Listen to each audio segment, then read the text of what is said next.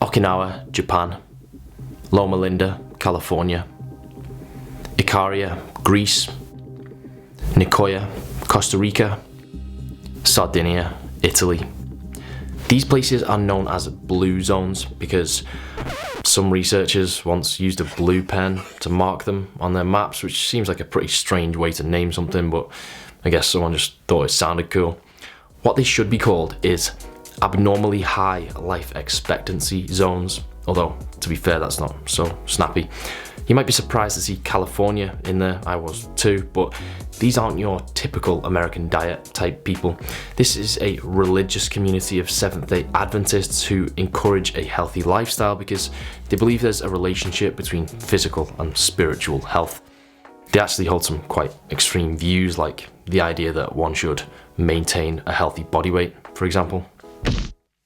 Now, when you talk about longevity, often people actually aren't too keen on the idea of living to a very old age because they associate old age with poor quality of life.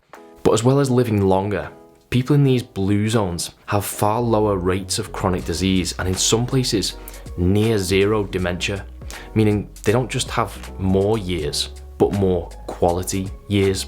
So don't think of it like adding 10 years onto the end of your life. Think of it like adding a year to each decade.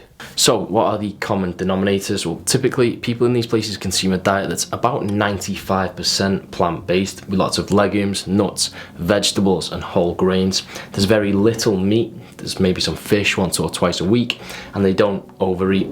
Apart from the Adventists, there's some regular but moderate alcohol consumption, usually just a drink or two each day, and that's usually with food and friends. However, most of what these people have in common is not diet related at all.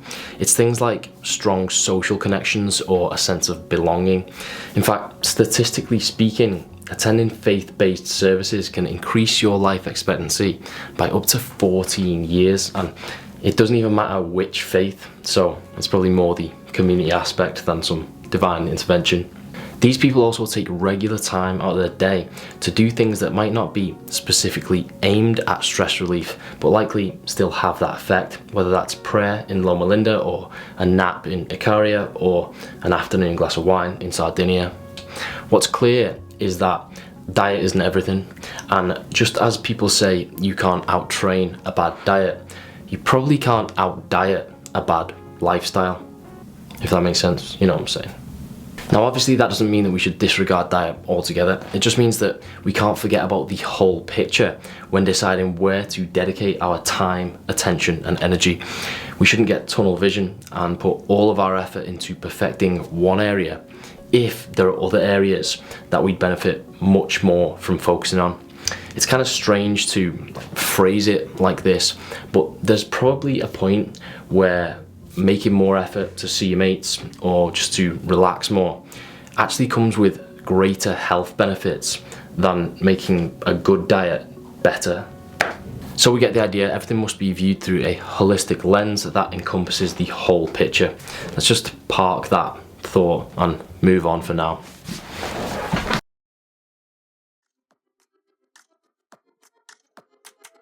Up to now, I've been talking about diet in relation to longevity and vitality. Whilst that sounds great, it's not all I'm interested in. When I made the first video in this Natural High series, I was thinking from more of a performance perspective, as in how I feel day to day. And I described my goal with words and phrases like strong and consistent energy levels, mental sharpness, good mood, the ability to focus. I think it's fairly safe to assume that some of the dietary protocols that lead to longevity likely also help with how you feel and perform day to day. But are they exactly the same thing, or is there more to it? It turns out that my initial goals were a bit misguided because even with a perfect diet and perfect sleep, consistent energy levels aren't natural at all. We hear a lot about our circadian rhythm, which tells us when to sleep and when to wake, but we also have something called ultradian rhythms. Now there are lots of types of ultradian rhythm, but the one specifically relating to energy fluctuations is sometimes called a basic rest activity cycle, or BRAC for short. These last around 90 to 120 minutes and involve a gradual increase in brain activity, heart rate, body temperature, and certain hormones, which leads up to an apex of alertness and peak energy levels before the biological toll of all this activity causes a steady decline and you enter an ultradian trough where your energy and focus will be noticeably lower. If you heed this biological warning and take a 20-minute break, take some deep breaths, watch some sparrows in your back garden or whatever, then your body will rebalance hormones, replenish ATP, and set you back on course towards another productive ultradian peak. If you ignore this or try to power through with caffeine or sugar or willpower, the cycle becomes disrupted and the peak you can return to will be far lower than before. The key point is, no diet can make your energy levels stay consistently high. Some drugs might do it, but we know from going to reading stories on the internet that even these usually involve quite a big crash further down the line. Now this might sound disheartening, like shit, I'm not going to be able to focus all day long or be energetic from dawn till dusk. But the good news is, your bracts are probably so disrupted by caffeine or eating habits, or most likely just trying to work for too long without a rest, that just by undoing some of that disruption, you'll feel like you've unlocked quite a bit of newfound potential. You won't achieve a constant energetic state, but you can improve your peaks and troughs, which means you'll still experience fluctuations, but have higher average energy levels. And this goes for things like mental sharpness, concentration and focus, and many other things that are also inextricably linked to your BRAC cycles. So the goal shouldn't be consistent energy levels or unwavering concentration. It should just be to allow and accommodate your basic rest activity cycles whilst disrupting them as little as possible. And really, that's pretty basic stuff. Eat normal portions, don't abuse caffeine, don't snack too much, drink lots of water, make your meals up from a mix of macronutrients, and just don't eat shit, basically. But also, as or more important than any of the above, take regular short breaks throughout the day to allow your body and brain some recuperation and try and get into good sleeping habits, both non-dietary measures. So again, we can't really talk about diet in isolation without mentioning overall lifestyle. Now, I'm not trying to say that you also need to adopt the lifestyle of a 90-year-old Okinawan woman, although I'm sure living and eating like a Japanese centenarian would have got me more views. What I am saying is, whether you care about the zoomed out picture and you just want to live until you're 100 years old, or you care about the zoomed in picture and you just want to feel good right now, your diet will help massively and should be a priority, but that alone is not enough. It's not a magic pill that will absolve you of other sins. It's not a substitute for sleep or rest or leisure. It doesn't mean that you can work all day or endure endless stress or neglect having fun or seeking some kind of fulfillment or contributing to a community. These are things that are good for your health, not in a woo-woo hocus pocus kind of way, but categorically and scientifically. And so without them, you may not realize the full benefits of a great diet. Everyone would probably pat me on the back and agree if I sat here and I said something like, the perfect diet doesn't exist, right? That just sounds like something somebody would say in a YouTube video, and you generally win social points for shunning the idea of perfection, don't you? As if you're being some kind of contrarian, but actually, I think everyone agrees. But I think the perfect diet does exist. In fact, I think there's probably many different perfect diets. There are probably even a few entirely different diets that have zero overlapping individual foods in common that would be equally perfect for you or I. So, assuming that we do have the lifestyle to go with it, what is that perfect diet? Well, I don't know what it is precisely, but I'm sure you already have a pretty good idea of how you could get closer to it, just as I have a good idea of how I might get closer to it. If you have some semblance of self-awareness, you're probably already thinking about what you should change, because you start with the obvious stuff first, right? And I'm sure you're a better judge of that than I am. So I'm not gonna patronize you and say, eat this or don't eat that, right? Google can tell you to eat blueberries for the antioxidants or oily fish for the fatty acids or kimchi for your microbiome, right? You don't need a YouTuber to sit here and say, kale is good, eat kale. Yeah, we get it. Kale, good. Big Mac, bad. Subscribe for more searing insights into the human condition. It's also much more about overall habits than it is about individual foods. Now, my approach is always to plug gaps first, or to address the biggest weakness, if you want to phrase it differently.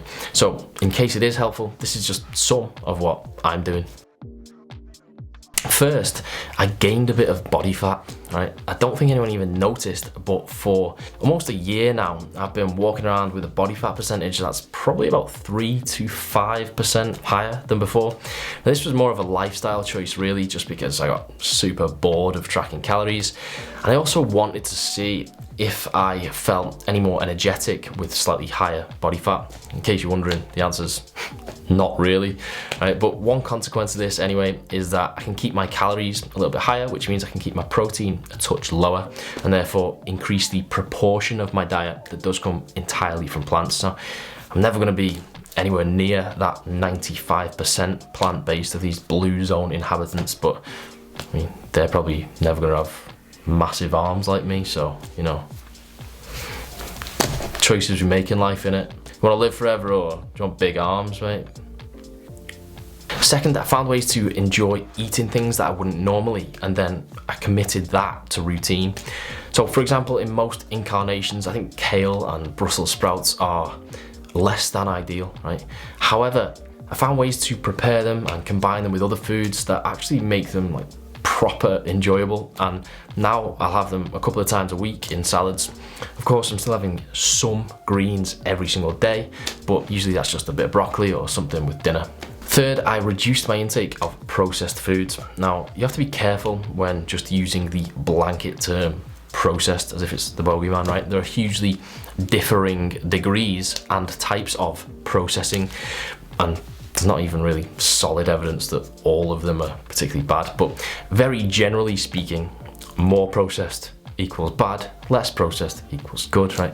Now, other than prepping some food so that I've always got something to grab out the fridge if I'm in a rush, there's no real method to this one. Like a lot of things, it's really just a case of actually doing it. Now, this is all pretty basic stuff, but I think as with most things, if you just get really good at the basics, then you'll be getting the vast majority of the benefit. Now, my diet is still not perfect, and it's likely never gonna be, but it's getting better, and it's not a bad version of imperfect within the context of my lifestyle choices, aka being somewhat muscular and moderately defined, and also occasionally indulging in nutritionally sparse food items, right? So far, on a day-to-day level, I feel fine, no complaints. I'm also not dead yet, so I'm gonna assume that it's working, right? That's pretty watertight science, isn't it? Hopefully I live to 100 anyway, without getting hit by a bus, because that would really undermine my experiment on this video somewhat. I would be interested to read what you think would make the biggest difference for you in the comments, so do let me know, right? I think that's all I've got for today. I hope some of it was interesting. I hope everything. I hope you live to a zillion and don't get hit by a bus. Although that bus probably wouldn't be a bad way to go in the grand scheme of things, as long as it's at the right time, like, all right. Jordy Lenny is my hero.